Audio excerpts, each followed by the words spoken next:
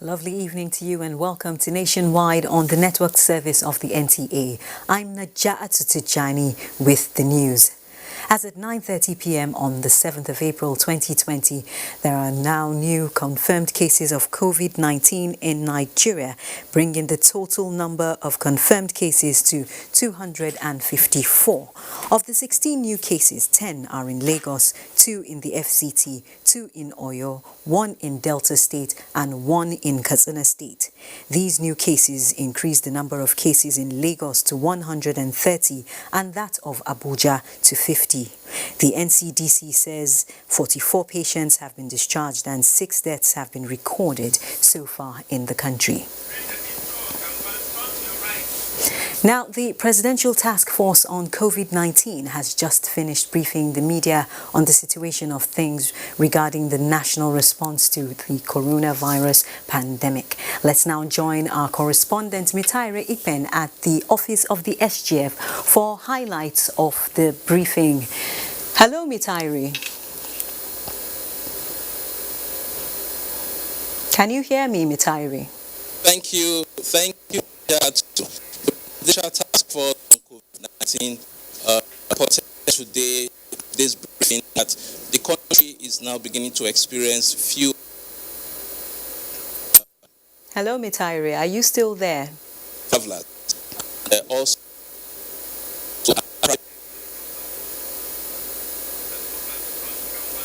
All right, then we'll join Mitaire. We seem to be having signal issues there. We'll join him once we reestablish the connection. 3 persons who had direct contact with the late Dr. Aliu Yakubu, who died of COVID-19, have presented themselves to health authorities in Daura for further examination. Similarly, health authorities in Katsina State are calling on other people who had contact with the late doctor to present themselves. Correspondent Ado Ali Ibrahim, however, reports that the premises of the clinic where the late doctor operated from has been sealed. Meanwhile, life goes on as usual in Daura and environs with little or no adherence to social distancing and other precautionary measures. Now we'll try to re-establish the connection with Mitaire Ikpen.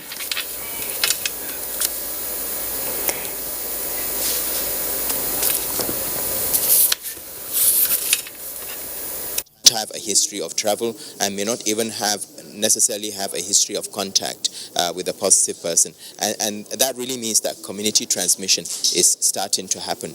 The message is as well that we need to put out, especially to our state governors, is the need for us to have a cohesive sort of communication line, so that the public will not continue to be confused with regards to COVID.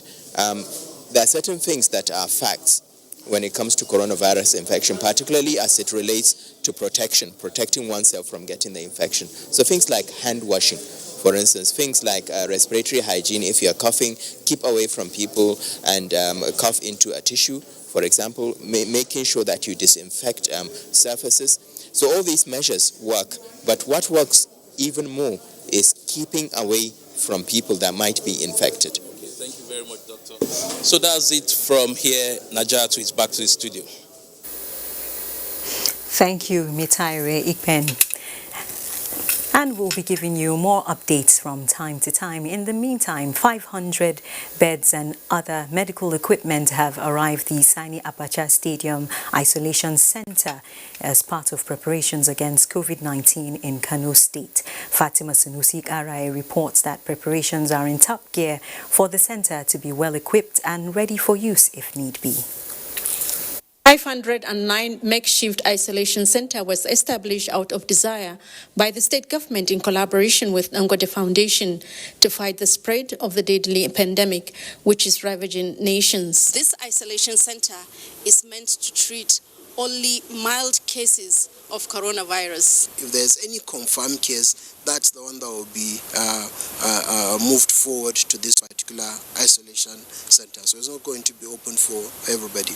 The center will house both female and male sections with 254 beds each in 2 different tents with mobile lavatories. If there's any critical case, it can be transferred to the Kwara Dawaiki Isolation Center, where we have ICU beds, ventilators, and other oxygen and other facilities. Kano State has not recorded any confirmed case of novel coronavirus, as all suspected cases tested negative. In Kano, Fatima Sanusi Karai, NTA News. Thank you, Fatima. Now, the aircraft which conveyed Chinese medical items and personnel from China to Nigeria has just arrived at the Nnamdi Azikiwe International Airport, Abuja, where representatives of the federal government and the Chinese government are ready to receive them. Emmanuel Ayimiru is at the international wing where the items and medical personnel are being received. Hello, Emmanuel.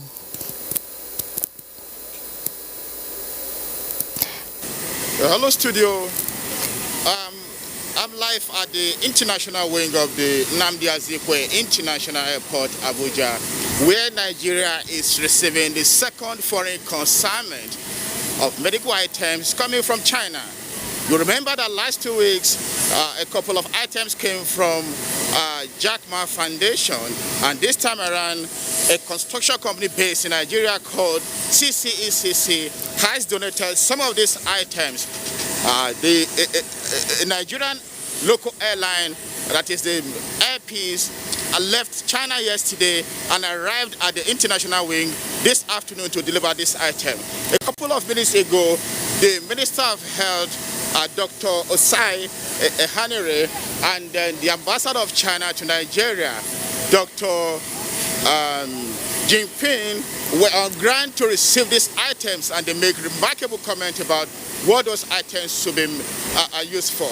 The Chinese ambassador said the total value of the item is about $1.5 million, and that these items are going to be used to contain the spread of the virus.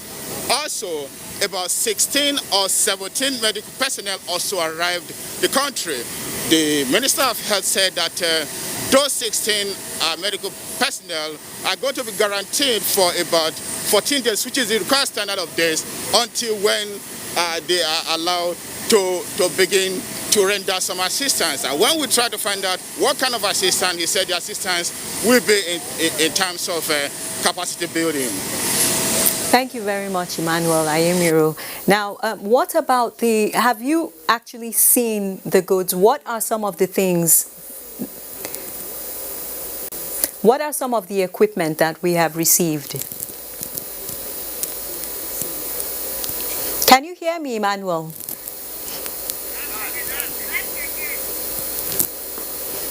What include? Did you get that? What some of the equipment we have received? The numbers have not been actually made known to us. Bills that you've seen. Have you actually seen any of the items? What are some of the materials? Have you seen any of them? Behind me. The medical protective materials were not really brought out from the package. You can see them behind me. They are in their hundreds. Some have actually been taken into a waiting vehicle. Thank you very much, Emmanuel. Thank you very much for that update. We'll rejoin you again later. Thank you very much. Now, fears have gripped residents of Folawio Street in Okerin area of Ilori over the return of a woman who is believed to have attended the burial of the late suspected coronavirus index case in Ofa, Kwara State. Ahmed Fulani reports that the residents are willing to subject themselves to COVID-19 tests.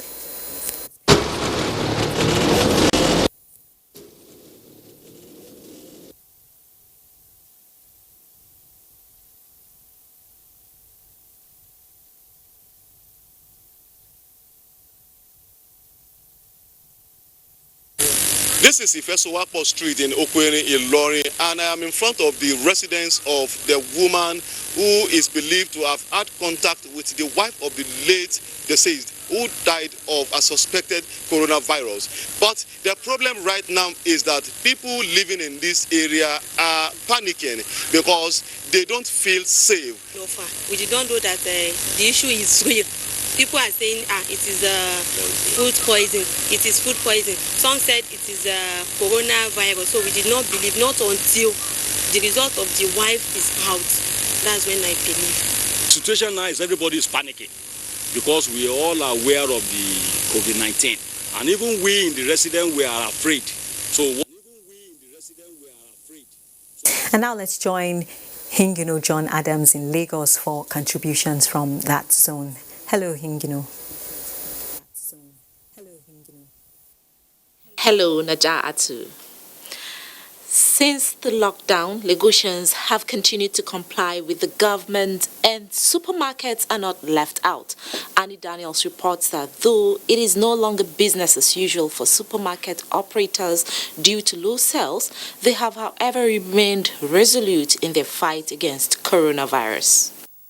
Idowu Taylor Street on Victoria Island houses several supermarkets. With the lockdown in Lagos, several of such supermarkets have closed for business, even when the signposts say supermarket is open.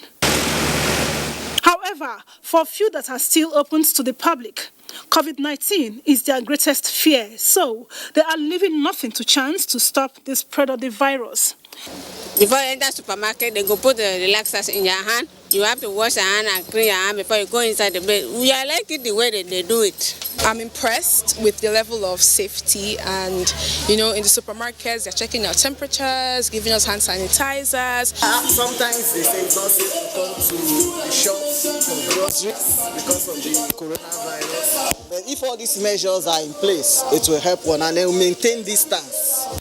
Some other customers who declined speaking on camera and the management of these supermarkets say, as it is now, adhering to social distancing and the use of hand sanitizers will remain a very vital part of their daily routine until the unseen and deadly enemy, coronavirus, becomes a history. In Lagos, Annie Daniels, NTA News. With the coronavirus pandemic adversely affecting businesses and livelihood, the federal government has given directive on provision of food items to the vulnerable. This, the Western Marine Command of the Nigeria Customs Service is keen into by providing bags of rice and other food items available from its storage facilities. The controller of the command, Oluboyega Peter, said this at a press briefing to showcase seizure of 340 bags of foreign rice and 4,500 liters of fuel. Michael Olale reports. Regardless of the prevailing global pandemic, the Nigerian Customs Service is not compromising its constitutional responsibility as measures are being intensified to strengthen its anti-smuggling architecture and antics, especially as criminals might want to take advantage of the lockdown in Lagos to perpetrate their illegal acts. This vigilance is yielding results, which has led to the seizure of 342 bags of rice with duty paid value of 7.5 million naira. The most disturbing scenario was the use of 30 large sacks to smuggle petrol, with each containing 150 liters across border. Other items seized include 5 bales of fabric material and 2 bales of second-hand clothing. The house we are making use of is filled up. That's why some of the items, some of the foreign rice now are now stacked outside. So within the next 24 hours, I'm sure we have been asked to send them to IDPs and the rest that continue to arrest them and seize their goods. But the best bet for them is to change their lifestyle, to change their means of livelihood from illegal business to legal business. The entire seizure put at about 20 million naira were intersected at Yekeme and Badagry axis of the Western Waterways.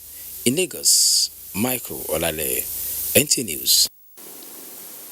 That's it from Lagos. A break beckons now. The news continues after that. For now, the best and most efficient way to avoid getting infected is through regular hygienic and sanitary practices, as well as social distancing. As individuals, we remain the greatest weapon to fight this pandemic. By washing our hands regularly with clean water and soap, disinfecting frequently used surfaces and areas, coughing into a tissue or elbow, and strictly adhering to infection prevention control measures in health facilities, we can contain this virus.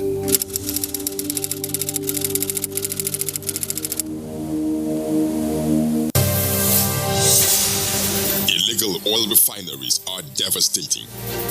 Crude oil theft is criminal. Oil spill due to vandalism is dehumanizing.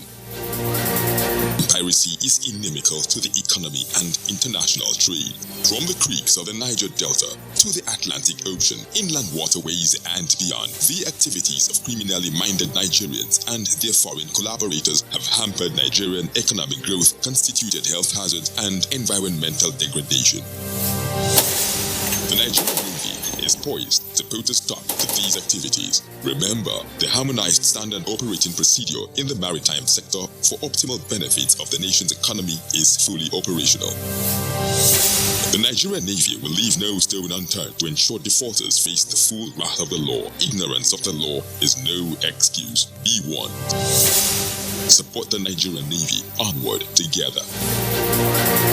The main way coronavirus spread is when infected people sneeze and cough. Small droplets of fluid expelled by cough or sneezes are laced with viruses looking for new respiratory tracts to infect. When a sick person sneezes around someone who is healthy, the virus can land in the nose, mouth, or even the eyes, causing an infection. Symptoms can include fever, cough, shortness of breath. Symptoms may appear within 2 to 14 days. Seek medical advice if you develop symptoms and have been in close contact with a person known to have COVID-19, or if you live or have recently been in an area with ongoing spread of COVID-19. This message is brought to you by the Nigerian Television Authority, NTA, Africa's largest television network. James, I don't know, you need to answer your call. This. Hello? Is this Mr. Peter? I'm calling from the NCDC. Your friend, Mr. James Okripocha, was brought in this morning and tested positive for the coronavirus. He mentioned that he had been in close contact with you. God forbid bad thing. Sir, I am not saying that you have the virus, but you have spent some time with him over the past 14 days, and it is better if you self-isolate immediately. I don't know any James at all. Even only James in the Bible that I know as a good Christian. Sir, he showed us pictures. Now, wow, if you have come in contact with someone who has tested positive for the coronavirus, self-isolating is key to protecting those around you. Remember, viruses don't move, people do. Stopping the spread is in your hands. This message is from the Akinfade Foundation in partnership with the National Orientation Agency with support from MacArthur Foundation.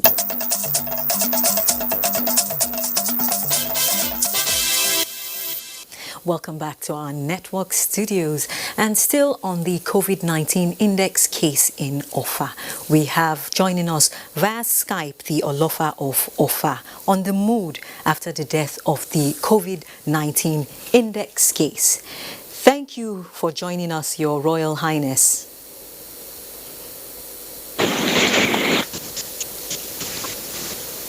You're welcome. Your Royal Highness, can you tell us the current mood in Offa regarding the COVID-19 case? Everybody is just trying to make the last minute rush to buy some things in the market, as the governor has announced that from 6 p.m. today, there will be total lockdown for about 14 days.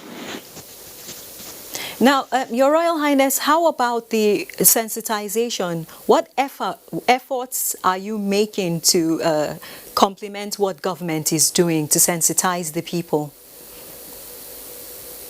For more than 3 weeks now, we've been sensitizing our people, telling them the need for the social distancing, washing of hands, and thank God the state government gave us a lot of hand sanitizers and soaps and face masks, and which we have distributed to the whole people in the town. In a nutshell, the whole town is all aware of what needs to be done, and they are doing it now. So now the stay-at-home order, how are residents reacting to the news of both the lockdown and the stay-at-home order? We have made them to understand that the stay-at-home is for our own safety, and they have come to agree with us. So they are ready to abide by what the government said.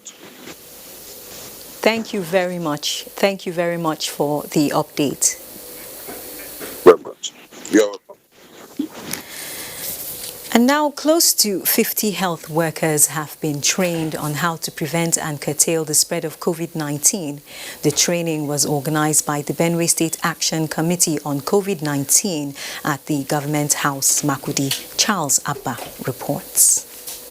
Well, I will say this is highly necessary, and based on the current happenings, it is very important to conscientize health workers every now and then. So in the course of administering care to these patients, you can also infect yourself, especially with reference to COVID-19.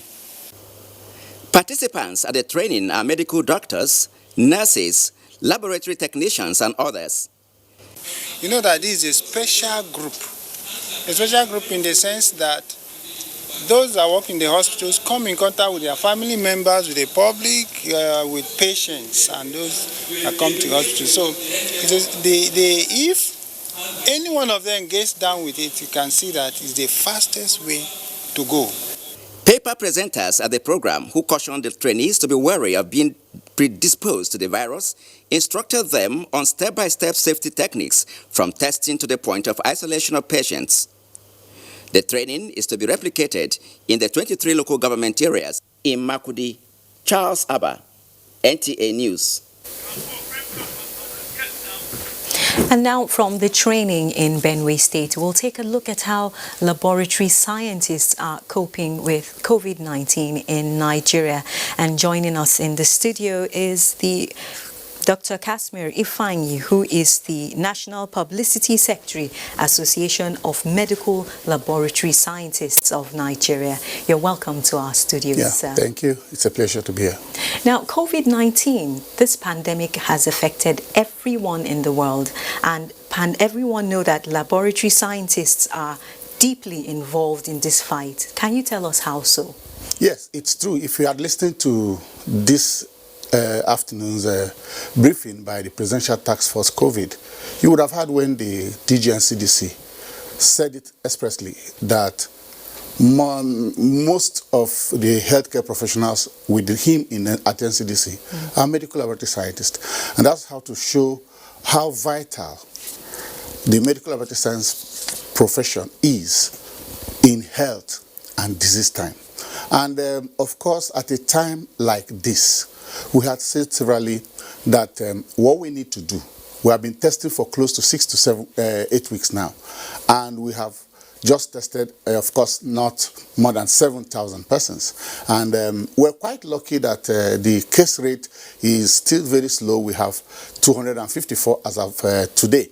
Now, what we need to do to really define the disease burden in Nigeria is to upscale testing. And that's why we must appeal to government, particularly the Director General of the NCDC, to take a closer look at the list of qualified medical laboratory scientists with skills and competencies in molecular diagnostics that the Association of Medical Laboratory Scientists of Nigeria has transmitted to him. He should profile them and determine those that he could work with. Today, he did say that med lab scientists do not leave the teaching hospital prepared to work in biosafety environments and other stringent requirements of molecular diagnostics. That used to be in the days when I and himself were together in University of Nigeria. He has long changed. With cases, with the interventions and programs we had with HIV, there are several PFAS-supported laboratories in our federal medical centers, in our teaching hospitals, that we can ride on as a platform for upscaling training. And I want to assure him that we are richly endowed with medical laboratory scientists with competencies and skill in molecular diagnostics. We are the ones training them. We are not telling him what does not exist. If you move around the tuberculosis control programs, where we have well over 700 gene expert machines deployed in Nigeria, it's a molecular technique. And medical lab scientists are actually the ones behind them. Let me cut you there, Doctor, and focus on upscaling testing, which you mentioned. Yes. The process of tracing those who have had contact, how has that been for the medical laboratories, the lab scientists? You see, when you talk about public health disease surveillance, that is where tracing comes in. It cannot be done without the medical laboratory. It's like navigating without a compass. The compass for health and disease across the globe and everywhere is medical laboratory science. In this pandemic that we have today, if you go close to, of course, the epicenter, the infectious disease hospital in mainland Yaba, Lagos, you find out that medical laboratory scientists are the front runners in one, contact tracing that you have talked about. Because you will, like the advert you just played on your during your interlude, you find out that that person was contacted, and so eventually a team, including a medical lab scientist, may go to his home, and it is until we sample him that you can determine his status. And so we actually encounter COVID-19 naked, because as at the time somebody has not been sampled and tested, which is the time the person interfaces with us, we are dealing with what is unknown. And the likelihood of being compromised or contacting the disease is higher when it has not been clearly defined. When it is defined, the status is known, and I'm approaching the person, I put on the requisite PPE. But for us, because of our training, we are prepared to treat every person as a suspect. All right, Doctor, I'd like to ask you many more questions, but we've run out of time and we'll have to stop there. But thank you for that update. It's a pleasure being here. Thank you for joining us. Thank you very much. And we'll commend the President of the Federal Republic for what he has done so far. He has shown demonstrable political will at dealing with this pandemic. Thank you, Doctor. Thank you. Now, Kemi Akinwande is standing by in Ibadan with more reports. We'll join Ibadan later. Now we'll be joining Professor Wali Suleiman via Skype to give us more updates on COVID-19. Hello, Professor. Hello, good evening. How are you doing today? Thank you for joining us via Skype. Sadly, there's been a death from COVID-19 in Kwara State. Now, can you tell us about the efforts to trace those who have been in contact with the index case and his wife? Well, the connection is poor, but thank you for the opportunity to connect with you via the NTA station. I've been enjoying your program. So just a point of clarification, the individual that died in Kwara State was never confirmed to have COVID-19 because he was never arrested. But because of his travel history, because he had exhibited some symptoms that may have been consistent with COVID-19, and even the fact that we found that his wife, who is one of the two patients that now have COVID-19, tested positive. So we can assume that he was positive, but he was never tested, so he's not a confirmed COVID-19 death. So what are you doing to allay the fears of the people, and what are you doing to increase the level of awareness? So as you may know, the Kwara State it's really been ahead of a lot of states in terms of preparedness for COVID-19. We finished our isolation center months before we even talked. Everybody was talking about COVID-19. We have now created about 1,000 capacity to make sure we can take care of all levels of patients that may need care, either for quarantine, for observation, oxygen therapy, or even critical care. They formed a very robust and active COVID-19 committee, and one of which is the public awareness and education. And they've been going around talking, engaging in playing jingles on radio interviews, TV interviews, just like what I'm doing now. We've made some pamphlets, posters. We've also engaged the traditional rulers and community leaders to make sure that people are aware of this disease. The basic message of you don't go to any social gathering. We actually shut down we stopped all any form of social gathering, either religious or and that's gone a long way, but we need to continue to do more, especially now that we have cases in Kwara State. The patients that have been confirmed to be positive, they are now in our isolation center.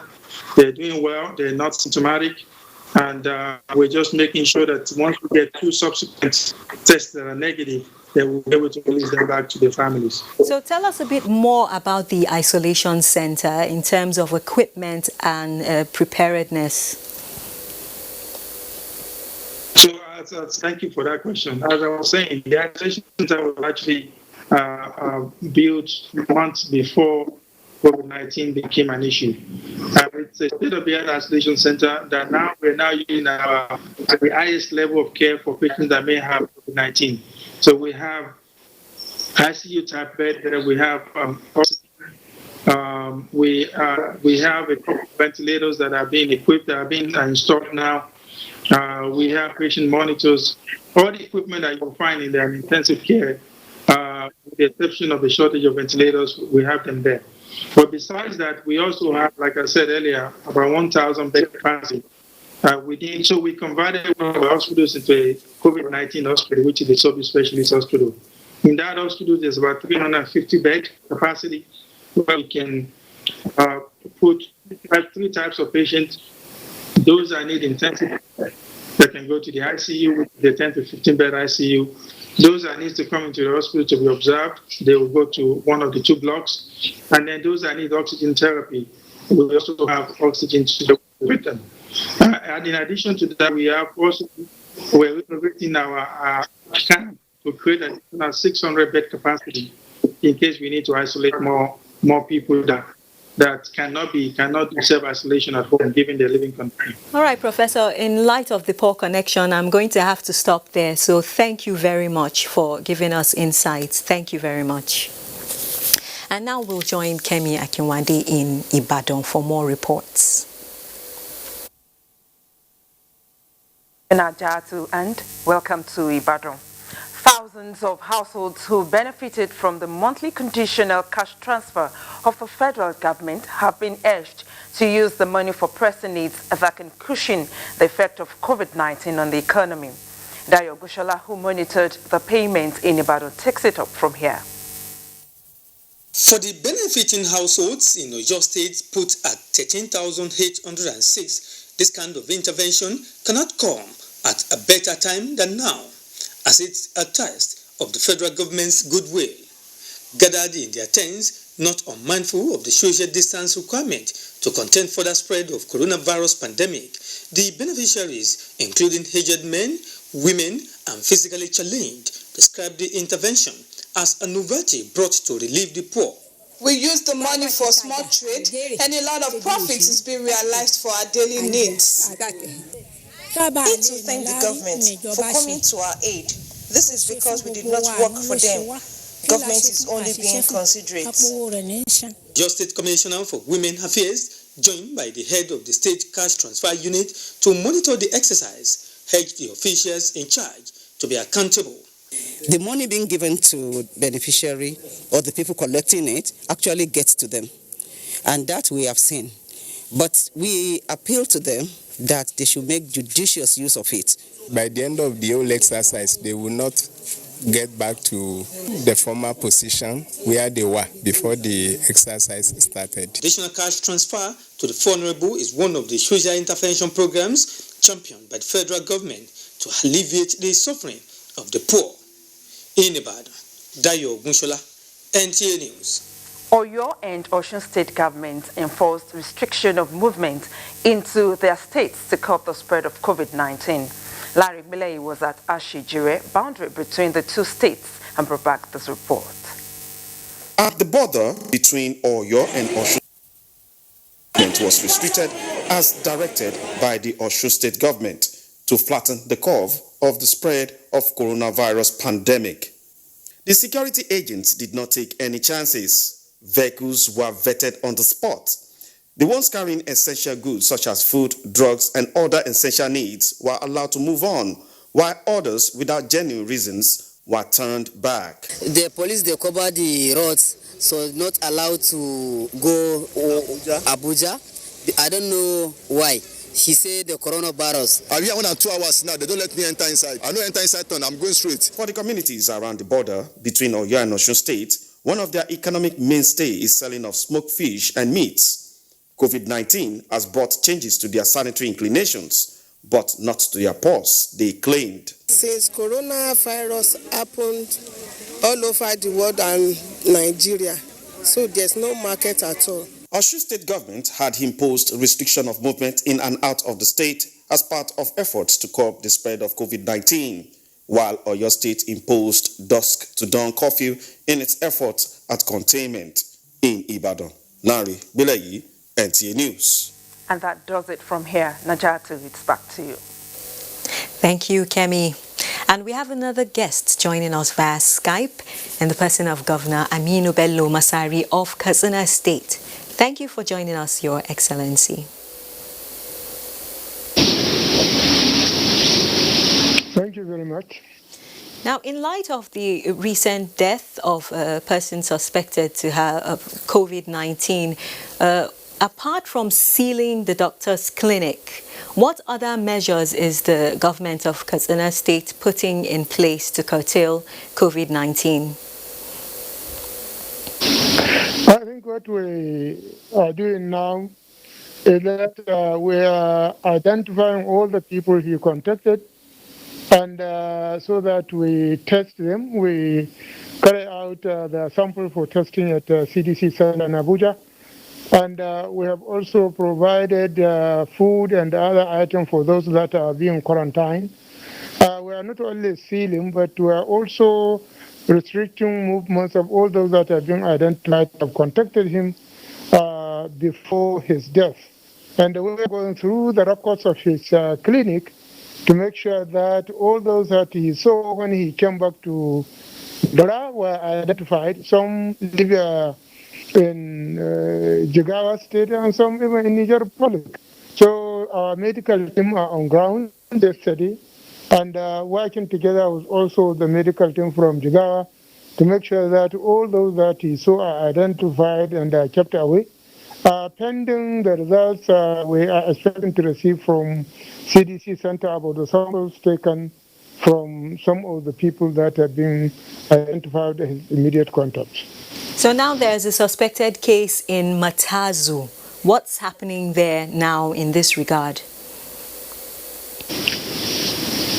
No, I think somebody reported sick when he returned from Lagos last week, and his samples have been taken to CDC. And until CDC brings out the result, well, we can say he's a suspect. That's why we have confined him to his compound and also confined those people who are looking after him to the compound so that if he proves positive, we will be able to contain the situation within his locality. And in terms of creating awareness, increased awareness and compliance from the people, how prepared is Katsina State to deal with the scourge of COVID-19? I think we are very much prepared. We had formed 3 committees, and all these committees are working day and night to make sure that we deal with the situations. All suspected people coming into Katsina. You know, we closed our border over 10 days ago. However, we allow those who are indigenous of Katsina State to come in because we cannot turn them back. What we do at the border, we have health officials that take their temperature, their names, their addresses, their villages and telephone numbers if they have, so that we'll be able to liaise with traditional institutions to confine these people for the next 14 days to make sure that they are safe to freely mingle with the people. And Committee of Enlightenment, we have Committee of the Ulamas, we have Committee of the Christian community. All they have gone around in the Traders Association, the road transport workers. We have mobilized almost every associations and religious groups to go around all the 30 local governments to make sure that there is enough sensitization. And we are providing also facilities, soap and water for washing hands in and out of various mosques in the streets, and also some churches. Finally, Governor, has the NCDC team arrived Katsina to investigate the suspected case? No, normally they don't come. We send in samples, and we have sent in samples to CDC Center in Abuja, and expecting the results. Our team are on ground, ready, and they have the equipment and the technical staff to carry out samples. I think what we are short of is the test kits and other some essentials that we need from CDC to make sure that we meet the daily demand of those who want to be tested or those whom we are suspecting that they need to be tested for the safety of the public. Thank you very much for that insight. That was Governor Aminu Bello Masari of Katsina State on the situation of COVID-19 there. And now we'll join Abubakar in Maiduguri for more updates.